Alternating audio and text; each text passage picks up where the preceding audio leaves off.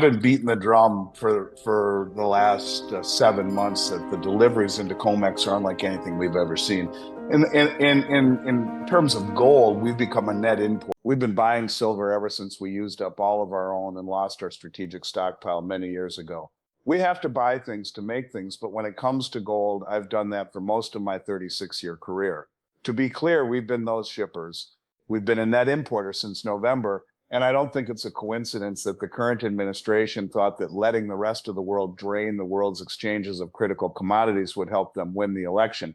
In Canada, they say no silver is in, it is industrially strategic. And I agree that it is strategically important that countries like China, Saudi Arabia, India, Russia, and others are now well organized, wealthy, and skilled, and they have been using the delivery option against us for a long time. It seems like someone in this administration just realized this because there has been a steady flow of goods coming in, of metals like gold, silver, and platinum into the COMEX. A lot of it is going away. When we talk about shipping into COMEX, a lot of people say, yeah, but it's not leaving a lot of it. That's something I want to talk about. First, let me say that most of my work, I've seen and heard that less than 1% of contracts are ever delivered. When I say that a lot of gold is coming into the country, I mean it. It's 100 times bigger than this. Strange. Seriously, it's crazy that record-breaking amounts keep coming in every month since November. We know of to the tune of more than $100 billion. I think that a lot of metal is coming in through proxy banks like Citi, Goldman, and JP, which are putting it in private vaults that are not run by the COMEX. But let's talk about COMEX for a minute. 20,000 contracts were posted in the first 3 days of August. I used to say that less than 1% of those contracts would stand for delivery. Don't forget that all 20,160 gold contracts were meant to be delivered, 160,000 ounces. You can now talk. In 3 days, gold worth $7 billion was ready to be delivered, and almost all of it left the COMEX. Let's do me. I was looking into something, and I found a guy on Twitter. I want to thank PM Bug, which stands for Precious Metals Bug. He told me that he looked at the sums of the last few days' COMEX daily silver stock records. Here you can see the numbers for get and send. He will start on August 1st, which was a Friday, then August 4, 5, 6, and 7, the first 5 days of the silver contract for August. There were 721,192 ounces ready to be delivered, and those were sent through the COMEX environment and delivered. It took out 1,890,316 ounces. In 5 days, more silver was taken off the COMEX market than was brought in, almost 2 million ounces. Now think about this. 2 million ounces of silver is not something you can throw in a bag and run off with. It's the same as several big trucks. Who wants to take it? Where is it going? But we've seen this trend in both gold and silver, month after month after month after month. The interesting thing is that we have no idea who is taking it, right? But it's not talked about at all in popular media. For the first time since World War II, you might think of something as important as the United States. As part of the Bretton Woods Agreement, we took everyone's gold when the war finished. You give us your gold and we'll keep it safe for you, and you can trade it in for anything you want at any time. By giving us $35, I get your gold back. In a sense, we help people reach their goals. They would tell them, listen, you were in 2 world wars. Tell us what your goal is. We'll give you $35 for it. It can be put back into banks. You won't even have to hold on to your goal, and you'll even earn a return on it. You can pay us $35 or us pay you $35 whenever you want it back. That ounce will be returned to you. After World War II, everyone sent us their gold. It's the most gold this country has ever seen, and have been sent into the COMEX environment since the end of WYW.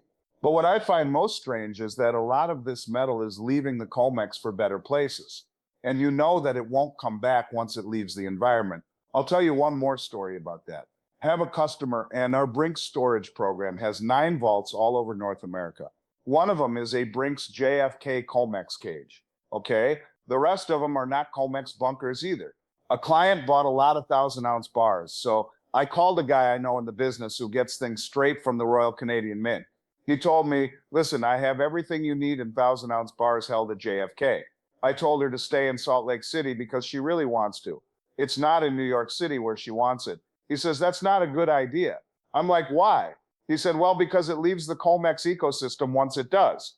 Just so you know, the bars in the vault are the ones that back the contracts for delivery. They are qualified registered bars. So all the people who have metal in a COMEX center like Brinks, JFK, or CNT, in either the Delaware or Bridgewater, Massachusetts vault. All of these are COMEX vaults. The people in question have no plans to sell the metal ever, but it is qualified.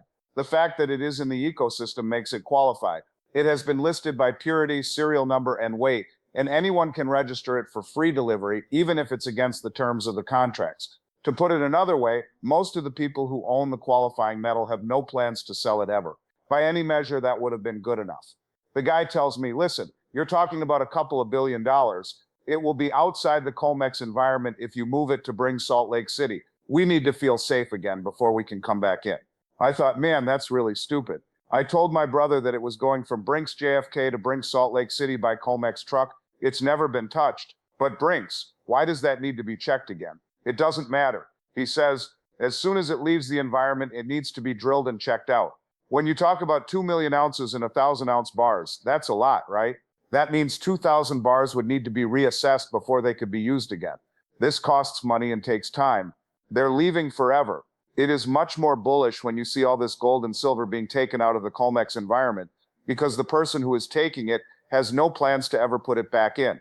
To keep up this front of short selling, and the fact that no one ever stands for delivery in the way that Jim Sinclair said is a stand for delivery is to beat the repression. No one ever does that, but there are now groups that are ready to give. These groups include the BRICS countries, Russia, Saudi Arabia, China, and India. They are all ready to deliver through sovereign wealth runs, but some very smart players in the US are also in this group. At the level where people were buying and selling gold and silver in the first 5 days of the August contract, $15 billion worth of gold and silver were delivered, and a lot of it went. These people have a lot of money, so they know a lot. So it's not just their money that makes these people so rich. When it comes to billions of dollars, you hang out with people who can tell you things before they happen. They know a lot about it. These traders have the most money and knowledge in the world. They have spent more than $100 billion bringing metal into the environment, with a lot of it leaving. Who are they, and why is it so important for them to get rid of the counterparty liability that comes with leaving it there? All of these things show that the paper price is being pushed down, which is the best way to trick people. There's nothing to see here. Silver is moving, but not the way you think it should. The military-industrial complex and 8 Western banks have been able to keep the price of silver cheap for a long time so they can make high-tech weapons that can blow up places like the Ukraine. And it just so happens that BlackRock and JP Morgan are both the main holders of SLV at the same time. They own most of the companies that make guns. The military-industrial complex is what they are. So they blow up places like Ukraine to get money. All the money that was given to keep the war going in the form of weapons. Next, when the country needs to be fixed up, guess who gets the contracts to do it? BlackRock it is.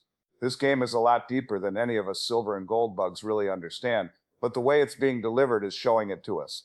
And Ivan, you're as stupid as a mud wall in the rain right now because you're short and naked. It won't last long. So we're getting close to the point where there isn't much pushback once it breaks through 40. By that, I mean that from 1980 to 2011, it was above 40 for a few days. That is not a fight. Those are just places to stop along the way. Thoughts? If it makes it through 40, 41, and 42, it could really go through 50 and then some very fast. Since nothing is in the way, it will happen. It's kind of like gold, which kept trying to break through 2,300 but failed. Hit it as it comes down and rise above it as it comes down. But once it got away, it was off to the races, and we are now touching 3,500.